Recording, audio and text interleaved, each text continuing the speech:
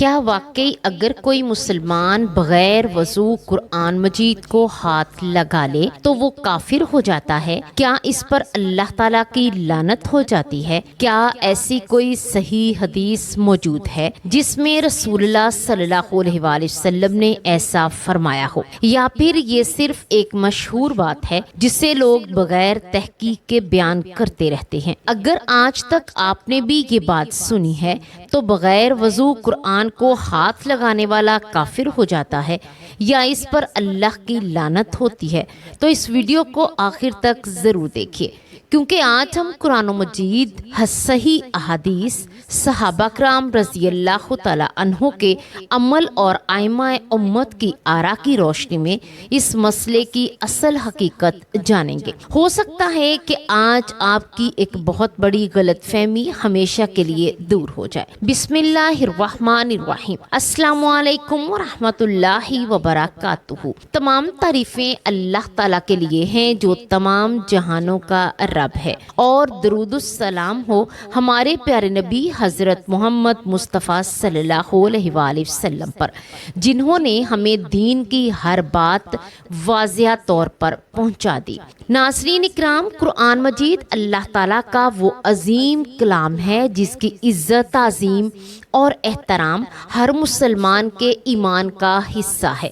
ایک مسلمان جب قرآن مجید کو دیکھتا ہے تو اس کے دل میں محبت، ادب اور عقیدت پیدا ہوتی ہے، کیونکہ یہ کوئی عام کتاب نہیں بلکہ رب العالمین کا کلام ہے۔ اس وجہ سے مسلمانوں کے ذہن میں اکثر یہ سوال پیدا ہوتا ہے کہ کیا قرآن مجید کو بغیر وضو ہاتھ لگانا جائز ہے؟ اگر کوئی ایسا کر لے تو کیا وہ گناہگار ہوتا ہے؟ بعض لوگ اس سے بھی آگے بڑھ کر یہ کہہ دیتے ہیں کہ ایسا کرنے والا کافر ہو جاتا ہے یا اس پر اللہ کی لعنت ہوتی ہے۔ یہ ایک نہایت حساس مسئلہ ہے، اس لیے اس میں جذبات سے زیادہ علم کی ضرورت ہے۔ اسلام نے ہمیں یہ تعلیم نہیں دی کہ ہم بغیر دلیل کے کسی مسلمان کو کافر قرار دیں یا پھر اس پر لعنت کریں، بلکہ رسول اللہ صلی اللہ علیہ وآلہ وسلم نے اس بارے میں سخت تنبیہ فرمائی۔ حضرت عبداللہ بن عمر رضی اللہ تعالی عنہ سے روایت ہے کہ رسول اللہ صلی اللہ علیہ وآلہ وسلم نے فرمایا، جب کوئی شخص اپنے مسلمان بھائی سے کہتا ہے کہ اے کافر، تو اگر وہ حقیقت میں کافر نہ ہو تو یہ بات کہنے والے کی طرف لوٹ آتی ہے۔ یہ حدیث صحیح بخاری اور صحیح مسلم میں موجود ہے۔ اس سے معلوم ہوتا ہے کہ کسی مسلمان پر کفر کا حکم لگانا انتہائی سنگین معاملہ ہے۔ صرف کسی گناہ کی بنیاد پر کسی کو کافر قرار دینا اسلام کا طریقہ نہیں۔ اب اصل سوال کی طرف آتے ہیں کہ کیا بغیر وضو قرآن کو ہاتھ لگانے والا کافر ہو جاتا ہے؟ اس کا واضح جواب ہے ہرگز نہیں۔ قرآن حدیث میں کہیں بھی یہ نہیں ملتا کہ رسول اللہ صلی اللہ علیہ وآلہ وسلم نے فرمایا ہو کہ جو شخص بغیر وضو قرآن کو ہاتھ لگائے وہ کافر ہے۔ اسی طرح کسی صحیح حدیث میں بھی یہ بات موجود نہیں کہ اس پر اللہ تعالیٰ کی لعنت ہوتی ہے۔ یہ بات سمجھنا بہت ضروری ہے کہ ہر گناہ کفر نہیں ہوتا۔ اسلام میں گناہوں کی مختلف درجے ہیں، بعض کام حرام ہوتے ہیں، بعض مکروہ ہوتے ہیں، بعض ناپسندیدہ ہوتے ہیں، لیکن ہر غلطی انسان کو اسلام سے خارج نہیں کر دیتی۔ اب سوال پیدا ہوتا ہے کہ پھر علماء کیوں کہتے ہیں کہ بغیر وضو قرآن کو ہاتھ نہیں لگانا چاہیے؟ اس کی بنیاد قرآن مجید کی ایک آیت اور چند احادیث پر آثار پر ہے۔ اللہ تعالیٰ سورۃ واقعہ میں ارشاد فرماتا ہے، لا یمسہ الا المطہرون۔ ترجمہ، اسے صرف پاک لوگ ہی چھوتے ہیں۔ اس آیت کی تفسیر میں علماء کی دو مشہور آراء ہیں۔ ایک جماعت کا کہنا ہے کہ یہاں المطہرون سے مراد فرشتے ہیں جو لوح محفوظ میں قرآن مجید کو چھوتے ہیں۔ جبکہ جمہور فقہ نے اس آیت سے قرآن کی تعظیم اور طہارت کی اہمیت پر استدلال کیا اور فرمایا کہ بہتر اور راجح یہی ہے کہ مصحف کو وضو کی حالت میں ہاتھ لگایا جائے۔ اسی طرح حضرت عمر بن حزم رضی اللہ تعالی عنہ کے نام رسول اللہ صلی اللہ علیہ وآلہ وسلم کا وہ مشہور مکتوب بھی فقہ نے دلیل کے طور پر پیش کیا، جس میں یہ الفاظ منقول ہیں کہ قرآن کو صرف پاک شخص ہی ہاتھ لگاتے ہیں۔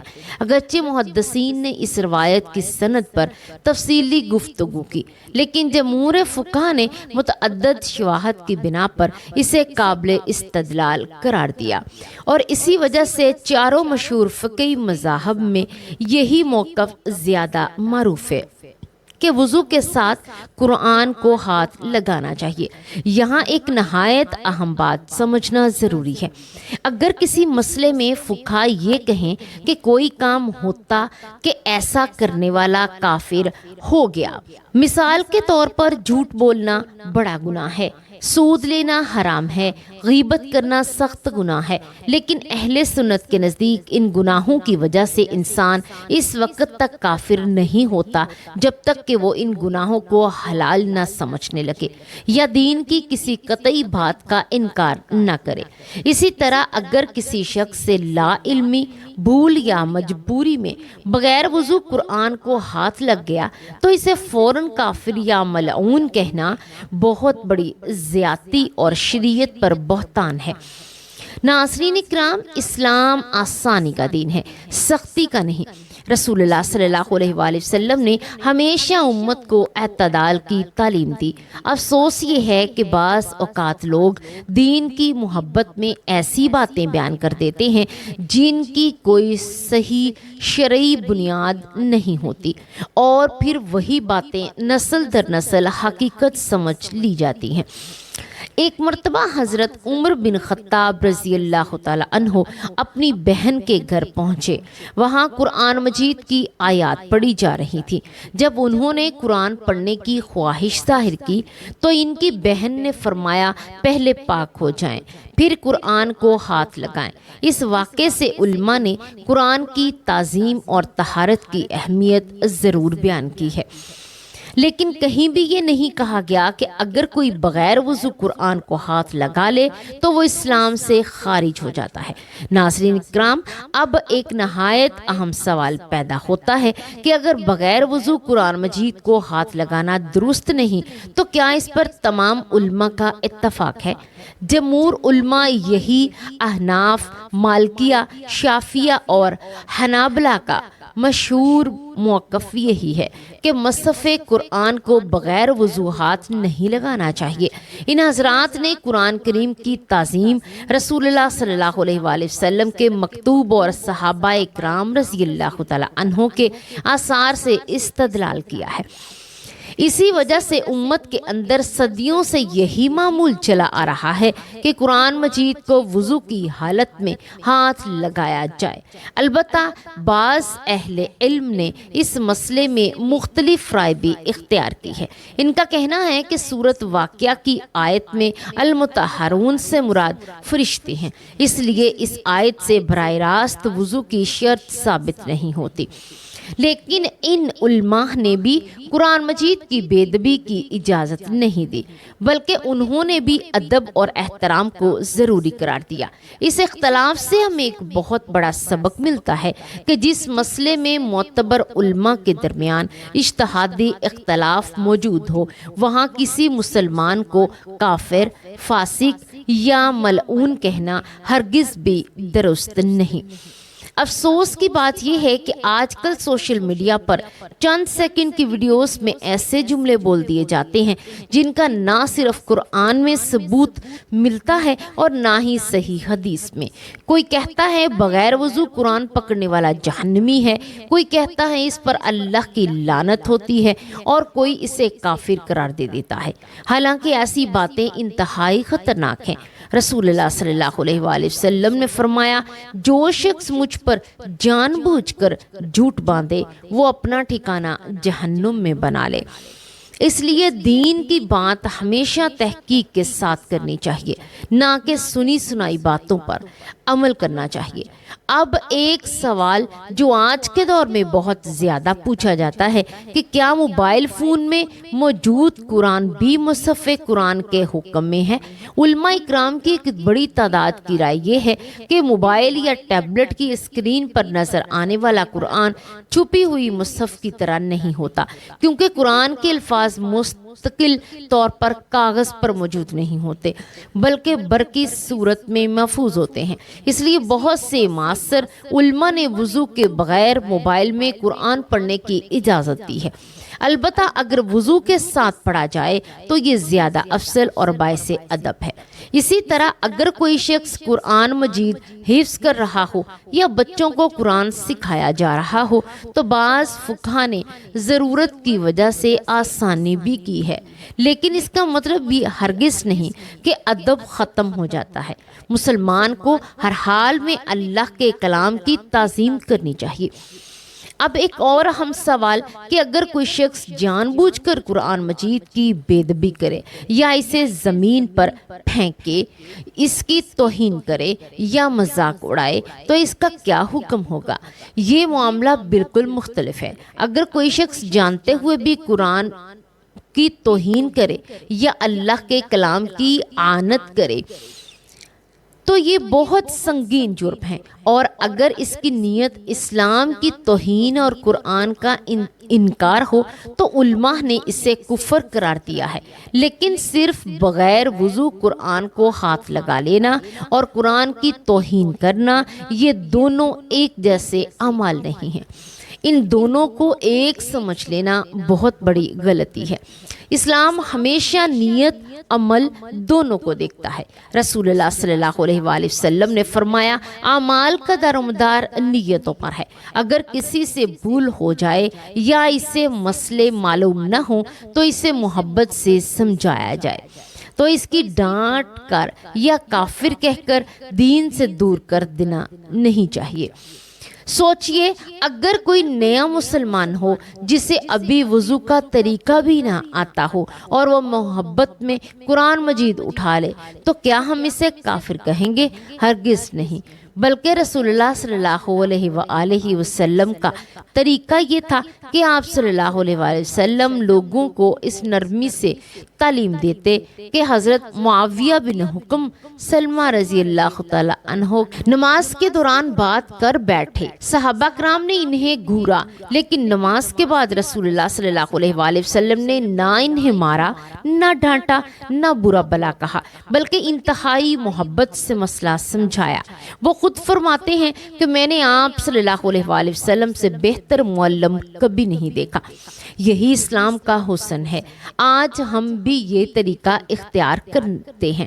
اگر ہم اپنے بچوں کو قرآن کی تعظیم سکھائیں، وضو کی اہمیت بتائیں، ادب سے قرآن اٹھانا سکھائیں تو وہ محبت سے یہ سب سیکھیں گے۔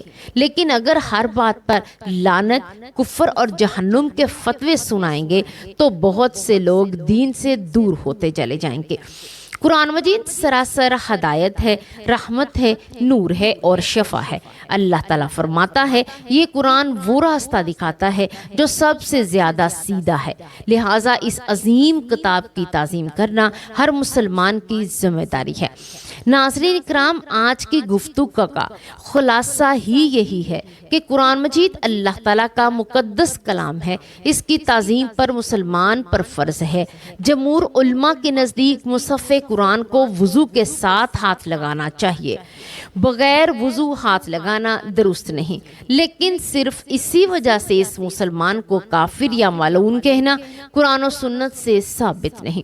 کسی مسلمان پر کفر کا فتویٰ دینا انتہائی خطرناک معاملہ ہے۔ اگر کسی سے لا علمی یا بھول میں غلطی ہو جائے تو اسے محبت اور حکمت کے ساتھ سمجھایا جائے۔ قرآن کی بے ادبی اور بغیر وضو ہاتھ لگانے کے مسئلے کو ایک جیسا سمجھنا درست نہیں۔ ہمیں دین میں اعتدال، تحقیق اور حسن اخلاق کو اختیار کرنا چاہیے۔ آخر میں آئیے اپنے رب کے حضور دعا کرتے ہیں کہ اے اللہ ہمارے دلوں میں اپنے قرآن کی سچی محبت پیدا فرما، ہمیں قرآن پڑھنے، سمجھنے، اس پر عمل کرنے اور دوسروں تک اس کا پیغام پہنچانے کی توفیق عطا فرما۔